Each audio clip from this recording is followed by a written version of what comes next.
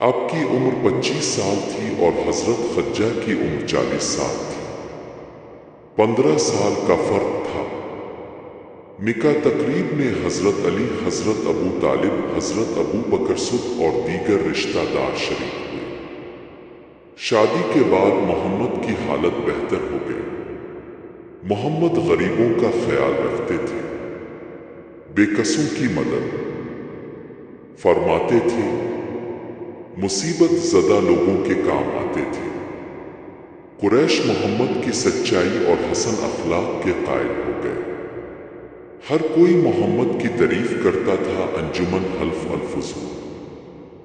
عرب میں انصاف کا کوئی نظام نہ تھا۔ طاقتور کمزوروں پر ظلم کرتے تھے۔ رشوت اور ناانصافی عام تھی۔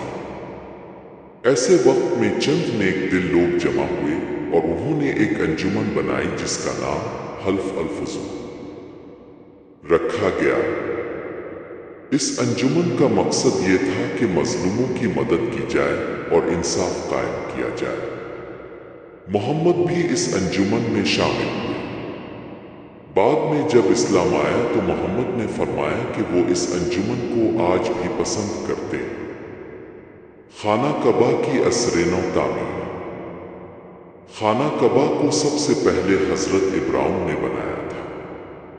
بعد میں حضرت اسماعیل نے اس کی تعمیر نو کی۔ موجودہ خانہ کعبہ خوبصورت اور مضبوط ہے۔ پرانے زمانے میں یہ سادہ تھا لیکن وقت کے ساتھ اس کی حالت بہتر ہوتی گئی۔ محمد کے زمانے میں بھی خانہ کعبہ کی تعمیر کی گئی۔ کبھی ایسا بھی ہوتا تھا کہ خراب موسم کی حالات اور بارشوں کی وجہ سے عمارت پوسیدہ ہو جاتی تھی تو مرمت کرنے کی ضرورت پیش آتی تھی۔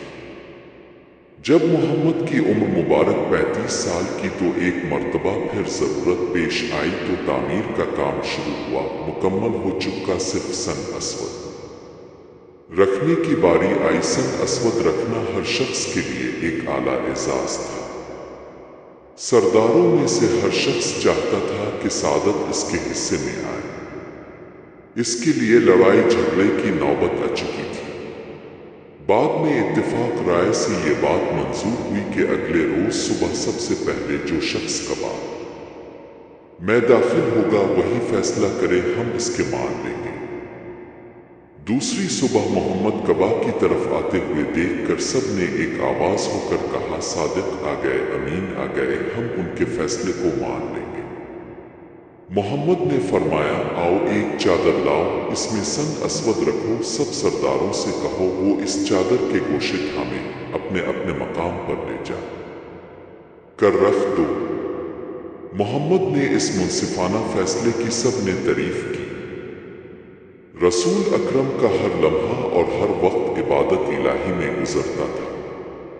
محمد اللہ کے حکم اور مرضی کے مطابق کرتے تھے۔ حضرت عائشہ نے فرمایا کہ محمد کی زبان ہر لمحہ اللہ کا ذکر رہتا۔